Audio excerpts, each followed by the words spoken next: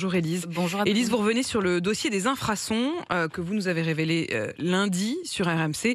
Il a beaucoup fait réagir les auditeurs à l'adresse rmc.fr. Vous avez du coup découvert que le phénomène est d'ampleur nationale. Absolument, on témoigne la vingtaine de mails que l'on a reçus en seulement 4 jours, du nord au sud, de l'est à l'ouest. Je vous donne un petit aperçu.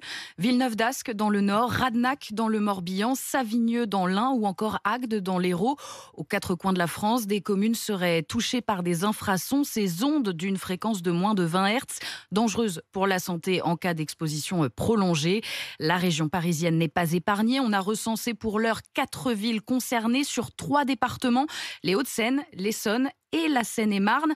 Comblaville notamment, c'est là que vit Marie. Son calvaire a commencé en mars 2018 et elle a les mêmes symptômes que les habitants de Turet en Saône-et-Loire où nous étions en début de semaine avec Amélie Rosic. Bourdonnement, maux de tête, vertige, fatigue et difficulté à se concentrer. Je prends des médicaments tous les jours, ce que je n'avais jamais vécu avant. C'était la dernière chose que je voulais, être sous antidépresseur, prendre des somnifères pour dormir. Voilà. Je suis juste fatiguée de vivre ça. J'en ai marre. Je voudrais que ça s'arrête. La seule chose qu'on demande, c'est que ça s'arrête.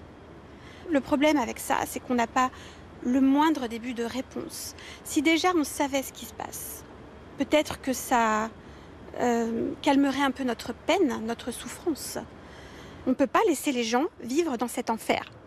Donc on entend évidemment la détresse de Marie et c'est globalement le sentiment de tous ceux qui vous ont écrit, hein, Élise. Oui, et tous se posent la même question, hein. D'où viennent ces infrasons? Certains ont cherché. C'est le cas de Claire qui habite la commune de Vif, à 20 km au sud de Grenoble. Elle vit avec les infrasons depuis qu'elle a emménagé dans son nouvel appartement il y a 2 ans et elle a tout tenté.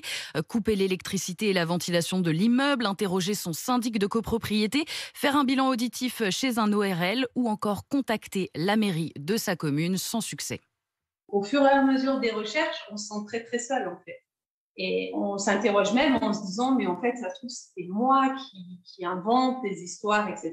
Bon, quand j'ai découvert en fait l'association Infrasons France, ça m'a énormément confortée parce que je me suis rendu compte qu'il y avait des gens aux 4 coins de la France qui décrivaient exactement la même problématique.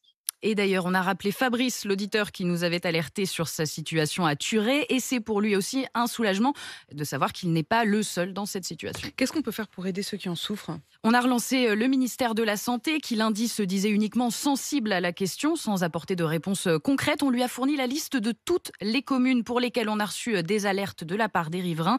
Et depuis, le cabinet du ministre François Braun s'est engagé auprès de nous à se rapprocher de chaque agence régionale de santé afin qu'elles étudient le dossier de plus près. Merci Élise, et c'est ça aussi la communauté RMC. Vous le savez, comme tous, vous écrivez à l'adresse rmc@rmc.fr pour alerter Élise, l'équipe et Amélie Rosic, bien sûr, qui sera de retour lundi. Il est 7h11 sur RMC.